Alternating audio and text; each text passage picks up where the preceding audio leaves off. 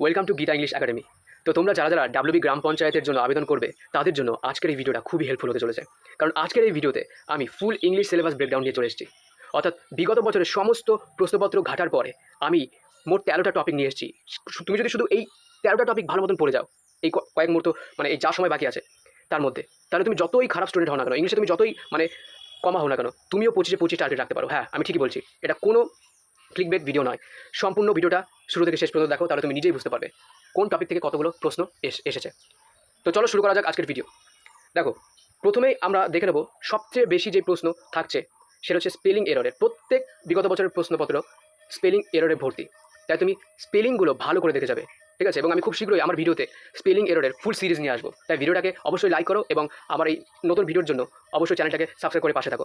তো দেখো, স্পেলিং এররের 4 থেকে 5টা করে প্রশ্ন আসছে প্রত্যেক বিগত বছরের প্রশ্ন দেখে আমি যা বুঝলাম। তো দেখো, find the correctly spelled word from the given options, এরকম 4টে অপশন দিয়ে দেবে, তোমাকে বলবে যে এর মধ্যে থেকে যে কোনো একটা সঠিক স্পেলিং দেওয়া রয়েছে, এই 4টের মধ্যে যে কোনো একটা সেটা খুঁজতে হবে।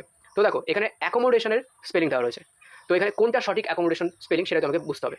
তো দেখো, অ্যাকোমোডেশন স্পেলিং শুরু হয় ACC ও অ্যাকো মো MOO, অ্যাকো মো, DA ডে, শান TION শান। তো এটা হচ্ছে অ্যাকোমোডেশনের সঠিক স্পেলিং। তো C রয়েছে আর M রয়েছে। তো তোমরা যখন বাড়িতে বা আমার ভিডিও দেখে পড়বে এবং সেখানে আমি পুরো এবার সি লেভেল অনুযায়ী তোমাদের ধরে ধরে বোঝাবো এবং সবথেকে ইম্পর্টেন্ট টপ 50 সিরিজ বের করবো, যেখানে সবথেকে বেশি রিপিটেড স্পেলিংয়ের কোশ্চেন থাকবে এবং এবার সি লেভেল অনুযায়ী তোমাদের ভেঙে ভেঙে মুখস্থ করাবো। দেখো, এখানে কি রয়েছে ACC M, তো অ্যাকোমোডেশন সঠিক উত্তর হবে অপশন বি, ACC M, তারপরে ODATION। তো এইভাবে আমাদের স্পেলিংয়ের এরর কোশ্চেন অ্যাটেন্ড করতে হবে। তারপরে সবচেয়ে ইম্পর্টেন্ট টপিক হচ্ছে অ্যান্টোনিমস, অর্থাৎ বিপরীত শব্দ থাকছে 3 থেকে 4টে। তো তোমাকে যে করেই হোক অ্যান্টোনিমস মুখস্থ করতে হবে। তো আমি খুব শীঘ্রই অ্যান্টোনিমসের ট্রিক্স ভিডিও নিয়ে আসবো, ট্রিক্সের মাধ্যমে অ্যান্টোনিমস মুখস্থ হয়ে যাবে। তো দেখো, choose the opposite meaning frugal. তো ফ্রুগাল শব্দটার অপোজিট মিনিং তোমাকে খুঁজতে হবে। মাইজারলি, এক্সট্রাভ্যাগেন্ট, ইকোনমিক্যাল, স্প্লেন্ডিড, এই 4টে অপশনের মধ্যে এই শব্দটার বিপরীত শব্দ কোনটা? তো দেখো, এই ক্ষেত্রে তোমাকে ফ্রুগালের মানে জানতে হবে। তো ফ্রুগাল মানে হচ্ছে মিতব্যয়ী, অর্থাৎ কিপটে বা যে খুব হিসাব করে টাকা পয়সা খরচ করে। তো এটা সঠিক উত্তর হবে এমন একজন ব্যক্তি যে প্রচণ্ড অযথা টাকা পয়সা খরচ করে। তো কোনটা হবে? অবশ্যই এক্সট্রা ভ্যাগেন্ট, অর্থাৎ যে অযথা টাকা পয়সা খরচ করে তাকে আমরা বলবো এক্সট্রা ভ্যাগেন্ট। তো এটা হচ্ছে সঠিক উত্তর। তো অ্যান্টোনিমস থেকে প্রত্যেক বিগত বছরের প্রশ্নে 3 থেকে 4টে প্রশ্ন থাকছে। তারপরে 3 নম্বরে রয়েছে সিনোনিমস। তো সিনোনিমস থেকেও সেম 3 থেকে 4টে প্রশ্ন থাকছে। তো দেখো, choose the word that is closest in meaning to diligent. তো এরকম একটা শব্দ দেওয়া থাকবে এবং 4টে অপশন দেওয়া থাকবে, এর মধ্যে থেকে তোমাকে সবচেয়ে কাছের যেটা এর সাথে মিল রয়েছে অর্থাৎ সমর্থক শব্দটা তোমাকে খুঁজতে হবে। যেমন এখানে কী দেওয়া রয়েছে? ডিলিজেন্ট, তো পরিশ্রমী। ডিলিজেন্ট মানে তোমরা সবাই জানো পরিশ্রমী। তো কোন অপশনটা সঠিক হবে? Yes, option B, hard working. তো এইভাবে আমাদের সিনোনিমসগুলো অ্যাটেম্প করতে হবে। তারপরে 4 নম্বরে রয়েছে ভয়েস চেঞ্জ। ভয়েস চেঞ্জ থেকে 2 থেকে 3টে প্রশ্ন আসছে এবং এটা খুবই গুরুত্বপূর্ণ। তো অ্যাক্টিভ থেকে প্যাসিভ করতে হয়, তোমরা জানো। তো দেখো, হু রোড দিস বুক, এটাকে অ্যাক্টিভে দেওয়া রয়েছে, প্যাসিভে করতে হবে। তো তোমরা সবাই জানো হু থাকলে প্যাসিভে গিয়ে বাই হুম হয়ে যায়, ঠিক আছে? রোড রয়েছে অর্থাৎ পাস্ট টেন্সে রয়েছে, তাহলে ওয়াজ হবে, বাই হুম ওয়াজ। তারপরে অবজেক্ট রয়েছে this book, by whom was this book written. রোড থাকলে রিটেন হয়ে যাবে, প্যাসিভে সবসময় V3 হয়, তাহলে রোড রিটেন, লাস্টে জিজ্ঞাসা চিহ্ন। তাহলে কোন অপশনটা সঠিক? By whom was this book written, option A. তো এইভাবে অ্যাক্টিভ থেকে প্যাসিভ করতে হয় এবং এর প্রশ্ন 2 থেকে 3টে আসছে। তো এখন পুরো ভিডিওতে অ্যাক্টিভ প্যাসিভ বোঝানো সম্ভব নয়, এটা কেবলমাত্র সিলেবাসের ভিডিও, কী কী পড়তে হবে, কী কী ছাড়তে হবে সেই অনুযায়ী। কোথায় আমাদের সমস্যা হচ্ছে একটাই, যে আমরা প্রচুর সিলেবাস, এত বড় সিলেবাস থেকে ভয় পেয়ে যাই, কিন্তু আসলে অত বড় সিলেবাসই নয়। শুধুমাত্র সেই সিলেবাসের কী বলবো 60% পড়লেই আমাদের 90% ওপরের নাম্বার তোলা সম্ভব। হ্যাঁ, এটা ট্রুথ, এটা এবং এটা সবচেয়ে বড় একটা বিগিনার্সের ভুল। তোমাকে কেবলমাত্র ফোকাস করতে হবে সবচেয়ে বেশি প্রশ্ন কোথা থেকে আসছে এবং সেইখানেই টার্গেট রাখতে হবে, এবং তাহলে তুমি কম সময়ে সবচেয়ে বেশি স্কোর করতে পারবে। এবং আমার এই ভিডিওর মূল লক্ষ্য হচ্ছে সেটাই, তোমাদের বুঝিয়ে দেওয়া যে এইখান থেকে পড়ো, এইগুলোই আসবে, বাদ বাকি এক্সট্রা কোনো কিছু পড়ে লাভ নেই। যত এক্সট্রা পড়বে, যত নতুন বই হবে, যত বেশি প্রেশার হবে, ততই তুমি পিছিয়ে পড়বে। শুধুমাত্র আমাদের ফোকাস স্টাডি করতে হবে, তবেই সাকসেস হবে। এবং ইংলিশে যারা কমজোর রয়েছে তাদের আমি কথা দিচ্ছি, শুধুমাত্র এইগুলো পড়ো, 25-এ 25, যারা একটু ভালো তারাই পাবে, এবং যারা একটু কাঁচা তারা 25-এ 25 না পেলেও 20-র কাছাকাছি তো থাকবেই, ঠিক আছে? শুধুমাত্র এইগুলো পড়ো, এখনও যা হাতে সময় আছে শুধুমাত্র এইগুলো। তো নেক্সট আমাদের ইম্পর্টেন্ট টপিক রয়েছে ন্যারেশন চেঞ্জ। তো খুব শীঘ্রই আমি ন্যারেশন চেঞ্জ এবং ভয়েস চেঞ্জের ভিডিও নিয়ে আসছি, পুরো বেসিক থেকে অ্যাডভান্স, ঠিক আছে? একেবারে ধরে ধরে রুলস অনুযায়ী এবং উইথ প্র্যাকটিস আমি ভিডিও নিয়ে আসছি। তাই চ্যানেলটিকে অবশ্যই সাবস্ক্রাইব করে রাখো, এবং এটা সত্যিই তোমার জন্য প্রচুর হেল্প হবে। আমি অরুণ, আমার ইংলিশে অনার্স এবং ইংলিশে মাস্টার্স করা রয়েছে। আমি জানি কোথায় কী পড়তে হয় এবং ইংলিশের ফুল গাইডেন্স আমি আমার তরফ থেকে 100% তোমাদের দেবো। এবং আমি জানি বাংলা ভাষায় যারা পড়াশোনা করে তাদের একটাই ভয়, ইংলিশ। এবং আমি তোমাদের এই ভয় দূর করতে অনেকটা হেল্প করতে পারি এবং আমার এটুকু বিশ্বাস রয়েছে। এবং এক্ষেত্রে আমি তোমাদের যথেষ্ট সাহায্য করবো, তাই তোমরা অবশ্যই চ্যানেলটিকে সাবস্ক্রাইব করে আমার পাশে থাকো। তো দেখো, ন্যারেশন চেঞ্জ, তারপরে আমাদের 5 নম্বর টপিক যেটা রয়েছে সেটা হচ্ছে ন্যারেশন চেঞ্জ। এটা থেকে 2 থেকে 3টে প্রশ্ন প্রত্যেক বিগত বছরের প্রশ্নতে রয়েছে। তো change direct speech into indirect speech. তো এখানে দেখো এই যে প্রশ্নটা দেওয়া রয়েছে, ডাইরেক্টে দেওয়া রয়েছে, তোমাকে ইনডাইরেক্টে করতে হবে, মানে ন্যারেশন চেঞ্জ করতে হবে। He said I am reading a book. তো এই অপশানগুলোর মধ্যে কোনটা এর সঠিক ইনডাইরেক্ট ফর্ম? তাহলে দেখো এখানে রয়েছে হি সেইড। সেইড মানে কি? এটা একটা রিপিটিং ভার্ব যেটা পাস্টে রয়েছে। তার মানে এখানে অপশানে দেখো সেইড, সেইড, টোল্ড, সেজ। তো এটা তো হবেই না, কারণ এখানে রিপিটিং ভার্ব পাস্ট নয়, প্রেজেন্টে রয়েছে। তো এটা আমরা কেটে দেবা, মানে এটা আমরা প্রথমেই কেটে দিলাম, কারণ এটা অপশন হতেই পারে না। তারপর দেখো I am reading a book. তো তোমরা সবাই জানো হি সেইড থাকলে হি সেইড হবে, তারপরে সিঙ্গেল ইনভার্টেড কমা উঠে গিয়ে একটা লিঙ্কার হিসেবে দ্যাট বসবে। তো হি সেইড দ্যাট। তো দেখো এখানে প্রত্যেকটাতে হি সেইড দ্যাট রয়েছে, কিন্তু এটাতে রয়েছে হি টোল্ড দ্যাট অপশন সিতে। তো এটা আমরা কেটে দেবো। কী করে? কারণ সেইডের পরে যদি টু থাকে তবেই টোল্ড হয়, কিন্তু প্রশ্নে সেইডের পরে টু তো ছিলই না, তাহলে এই অপশনটাও কাটা যাবে। ঠিক আছে, তো এইভাবে আমরা অপশন ডি আর অপশন সি কাটতে পারলাম। এবার দেখো I am reading a book. তো এটা কিসে রয়েছে? প্রেজেন্ট কন্টিনিউয়াস টেন্সে রয়েছে। তো উত্তরে অবশ্যই পাস্ট কন্টিনিউয়াস হয়ে যাবে।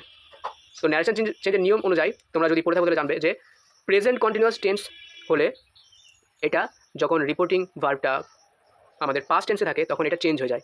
আর প্রেজেন্ট কন্টিনিউয়াস কিসে চেঞ্জ হয়ে যায়? পাস্ট কন্টিনিউয়াসে। অর্থাৎ আই অ্যাম রিডিং হয়ে যাবে, যেহেতু সে একটা ছেলে তাহলে আইটা হয়ে যাবে হি। দ্যাট হি ওয়াজ, তাহলে he was reading a book. He is reading নয়, ইজ রিডিং হচ্ছে প্রেজেন্ট কন্টিনিউয়াস। তো প্রেজেন্ট কন্টিনিউয়াস হিসেবেই থেকে যেতে পারে না, এটা প্রেজেন্ট কন্টিনিউয়াসটা পাস্ট কন্টিনিউয়াস হয়ে যাবে, তাই অপশন এ সঠিক। তো এইভাবে নিয়ম জানা থাকলে আমরা খুব সহজেই মাত্র কয়েক সেকেন্ডের মধ্যে সঠিক অপশনটা ক্লিক করতে পারবো, এবং যে অপশনটা মিলছে না সেই অপশনগুলো সঙ্গে সঙ্গে কেটে দেবো। ঠিক আছে, তারপরে নেক্সট। তো 5 নম্বর কি? ন্যারেশন চেঞ্জ আমাদের গুরুত্বপূর্ণ। 6 নম্বর টপিক এরর ডিটেকশন।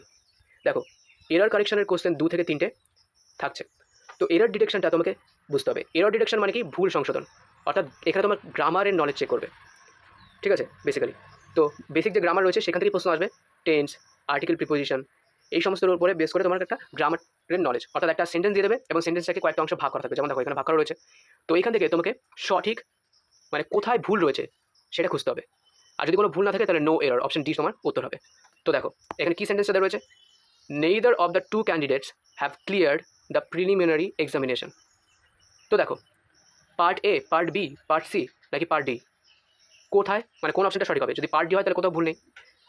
তো দেখো এইখানে রয়েছে নেইদার অফ। যদি নেইদার অফ দিয়ে থাকে তাহলে মনে রাখবে নেইদার অফের পরে যে নাউনটা হবে সেই নাউনটা সবসময় প্লুরালে থাকবে। ঠিক আছে, এটা হচ্ছে নিয়ম। আর তারপরে যে ভার্বটা থাকবে সেই ভার্বটা সবসময় হবে সিঙ্গুলার ভার্ব। ঠিক আছে, এটা হচ্ছে সাবজেক্ট ভার্ব এগ্রিমেন্টের রুলস।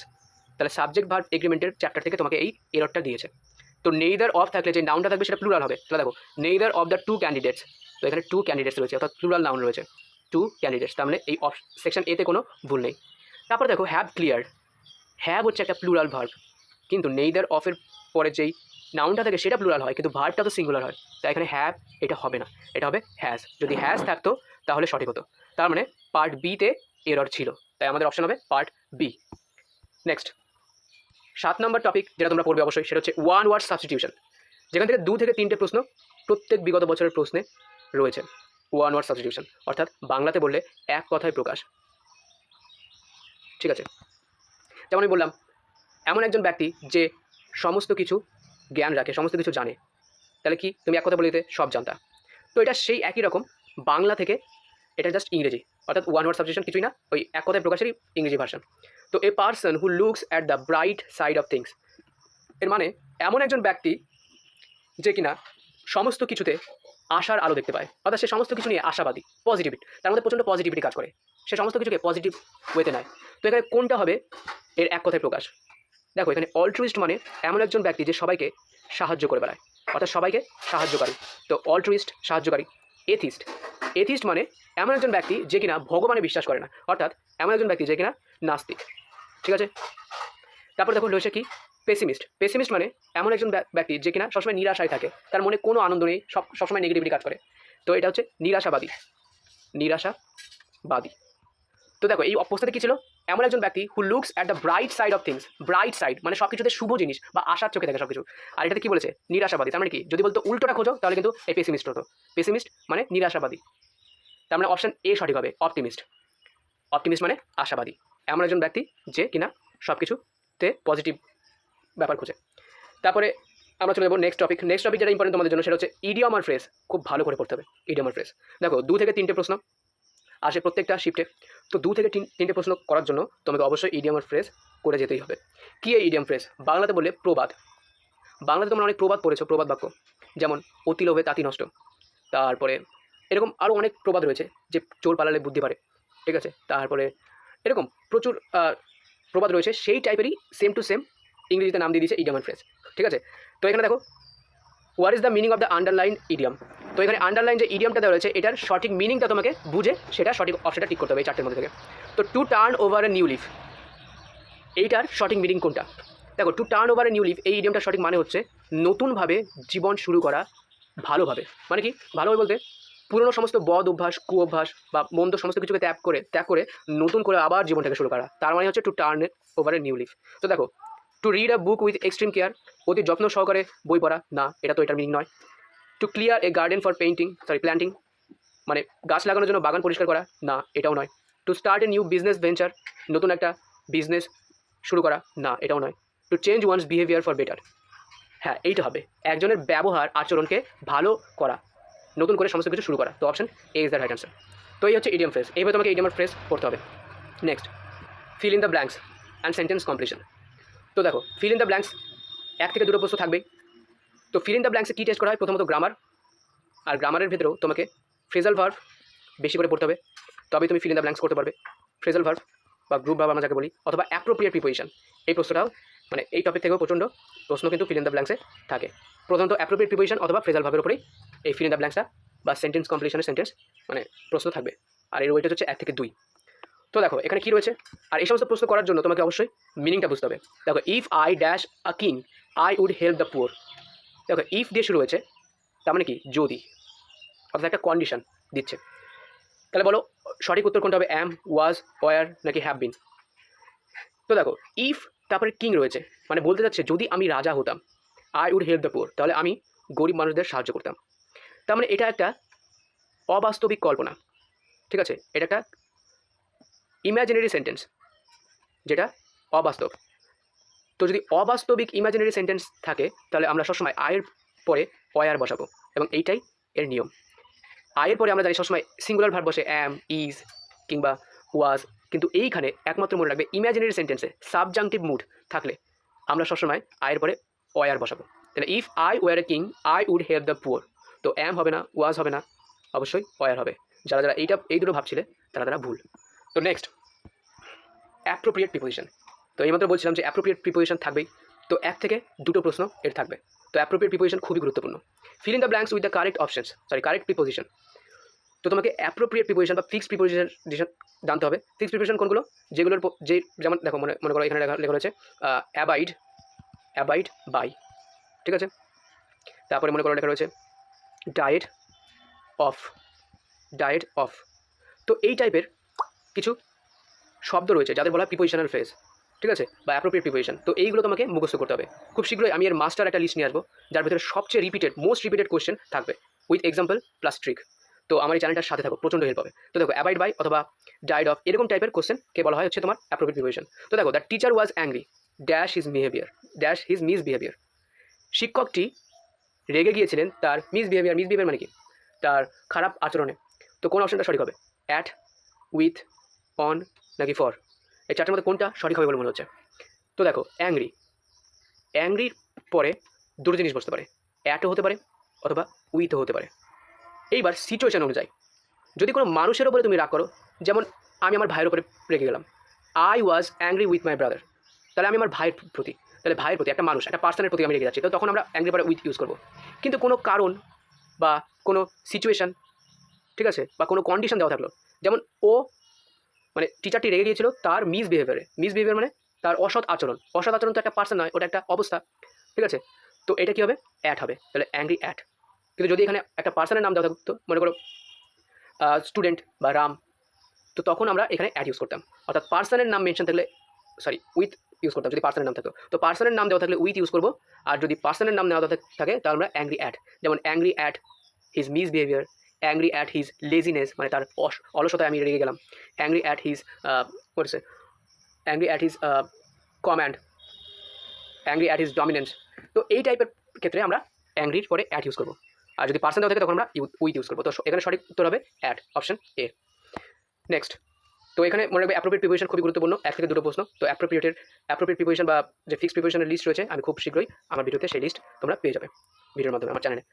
তো দেখো ফ্রেজাল ভার্ব, এরপরে ফ্রেজাল ভার্ব বা গ্রুপ ভার্ব, এটা এক থেকে দুটো তোমাকে প্রত্যেক যদি প্রশ্ন ঘেরে দেখো তাহলে প্রত্যেক প্রশ্নতে এক থেকে দুটো ফ্রেজাল ভার্ব কিন্তু রয়েছে। তো দেখো complete the sentence with correct phrasal verb বা গ্রুপ ভার্ব। তো দেখো ভার্ব মানে একটা, আমি এখানে লিখলাম গো, ঠিক আছে, বা মনে করো আমি এখানে লিখলাম কল, ঠিক আছে, কল মানে কি ডাকা। এবার কলের পরে আমি একটা প্রিপোজিশন অ্যাড করে দিলাম অফ, কল অফ। তো এটা একটা কী হয়ে গেলো গ্রুপ ভার্ব অর্থাৎ ফ্রেজাল ভার্ব। তো এখন এটা কোনো নর্মাল ভার্ব না, এটা একটা ফ্রেজাল ভার্ব হয়ে গেল কল অফ, ঠিক আছে। তো দেখো complete the sentence with the correct phrasal verb. The scheduled meeting was dash due to bad weather. তো মিনিংটা আশা করি আন্দাজ করতে পারছো যে শিডিউল করা মিটিংটা খারাপ আবহাওয়ার জন্য বাদ দেওয়া হলো বা বাতিল করা হলো। তো কোনটা হবে? Called off, called on, put up, carried out. Carried out মানে কোনো কিছু সঠিকভাবে চালিয়ে যাওয়া বা সঠিকভাবে শেষ করা। পুট আপ মানে কোনো কিছু ওপরে রাখা বা টাঙিয়ে রাখা, বা I put up the calendar. তারপরে এখানে কী আছে? কল্ড অন মানে কাউকে ডিউটির জন্য ডাকা বা কারো কাছে যাওয়া। তারপরে কী আছে? কল্ড অফ মানে ক্যান্সেল বা বাতিল করা। তো এখানে বুঝতে পারছো কোনটা হবে? অপশন এ হবে কল্ড অফ। তো the schedule meeting was called off due to bad weather. তো মিটিংটা ক্যান্সেল করা হয়েছিল খারাপ আবহাওয়ার জন্য। এবার সবার শেষে 12 নম্বরে রয়েছে সবার প্রিয় এবং সবচেয়ে ফেমাস টেন্স, এক থেকে দুটো প্রশ্ন, এবং ফিল ইন দ্য ব্ল্যাঙ্কসেও এর প্রশ্ন ইনক্লুডেড থাকতে পারে, অথবা সেন্টেন্স ইমপ্রুভমেন্টেও এর প্রশ্ন ইনক্লুড থাকতে পারে, মানে গোটা ইংলিশের যে কোনো জায়গাতে এর কোশ্চেন ইনক্লুড থাকতে পারে। তো আমাকে টেন্স শিখতেই হবে। তো দেখো identify the grammatically correct sentence regarding correct tense uses, অর্থাৎ সঠিক গ্রামাটিক্যাল সেন্টেন্সটা তোমাকে এখানে খুঁজতে হবে। He is living here since 2015, he has been living here since 2015, নাকি হি লিভড হেয়ার সিন্স 2015, নাকি option D he was living here since 2015। তো কোন অপশনটা সঠিক হবে? তো দেখো এখানে বলেছে সে 15 বছর ধরে বাস করছে। তো একটা কাজ শুরু হয়ে কন্টিনিউয়াসলি চলছে, অর্থাৎ চলছে তারও মানে চলছে যদি বলে যায় এই কাজটা এখনও হচ্ছে, শেষ হয়নি, তাহলে আমরা বলবো কন্টিনিউয়াস। কিন্তু একটা নির্দিষ্ট টাইম দিয়ে দিয়েছে এবং তারপর থেকে বলছে যে এই কাজটা এই সময় থেকে চলছে। তো সেই ক্ষেত্রে আমরা সবসময় পারফেক্ট কন্টিনিউয়াস টেন্স ইউজ করি, ঠিক আছে। তো হ্যাজ বিন যেই টেন্সে থাকে হ্যাজ বিন, যেমন আমি 5 বছর ধরে পড়াচ্ছি, I have been teaching here since নয় ফর 5 years। তো দেখো এখানে সিন্স 2015 রয়েছে, তো 2015 একটা নির্দিষ্ট বছর, তো তার আগে সিন্স হবে, কোনো অসুবিধা নেই। এবার আমাদের দেখতে হবে হ্যাজ বিন কোথায় রয়েছে। অপশন বিতে হ্যাজ বিন রয়েছে। He singular, the singular verb has been, he has been living here since 2015। তো এই অপশনগুলো হবে না। কেবলমাত্র তোমার যদি টেন্স জানা থাকতো তাহলে তুমি 1 সেকেন্ডের মধ্যে বুঝে যেতে যে একটা নির্দিষ্ট সময় দিয়ে দিয়েছে এবং সেই সময় থেকে কাজটা কন্টিনিউয়াসলি হচ্ছে। তারা এখানে 2015 সাল থেকে বাস করছে। এখন যদি 2026 হয় তাহলে তারা কয় বছর ধরে বাস করছে? 11 বছর। তো এই 11 বছর ধরে প্রায় বাস করছে। তো অনেকটা লম্বা সাল, অর্থাৎ সেই 2015 সাল থেকে শুরু হয়ে এখনও চলে আসছে তাদের বাস করা। তো এটা সবসময় প্রেজেন্ট পারফেক্ট টেন্স। আর প্রেজেন্ট পারফেক্ট টেন্স মানে পারফেক্ট কন্টিনিউয়াস টেন্স, আর পারফেক্ট কন্টিনিউয়াস টেন্স মানে হ্যাজ বিন থাকবে। তো 1 সেকেন্ডে হ্যাজ বিন একটা অপশনে রয়েছে, তো 1 সেকেন্ডে দেখা মাত্রই অপশন বি ক্লিক। তো এই হচ্ছে টেন্সের পাওয়ার, তাই তোমাকে টেন্স জানতে হবে, ঠিক আছে। নেক্সট, সবচেয়ে ইম্পর্টেন্ট যে চ্যাপ্টার রয়েছে লাস্টে, এটা দেখা যাচ্ছে যে 1 থেকে 2টো প্রশ্ন আসে, কিন্তু কোনো সময় 2 থেকে 3টে প্রশ্ন আসে। সেটা হচ্ছে পাংচুয়েশন বলতে কমা, ফুল স্টপ, এক্সক্লেমেশন, কোয়েশ্চেন, এইসবের সঠিক ব্যবহার, কখন কোথায় কোন জায়গাতে এগুলো সঠিকভাবে বসবে সেটার ধারণা।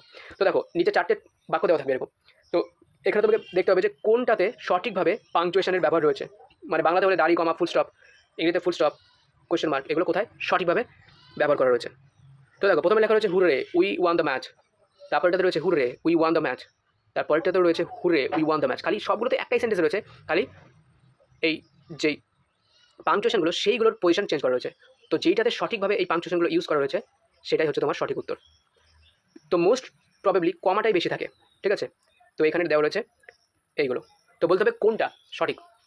তো দেখো হুররে এটা একটা এক্সক্লেমেশন, ঠিক আছে। হুররে একটা কি? হুররে একটা হচ্ছে তোমার কনজাংশন, ঠিক আছে, কনজাংশন ইন্টারজেকশন, সরি, হুরের একটা ইন্টারজেকশন, অর্থাৎ যার পরে অবশ্যই আমাদের কী হবে, এক্সক্লেমেশন চিহ্ন হবে।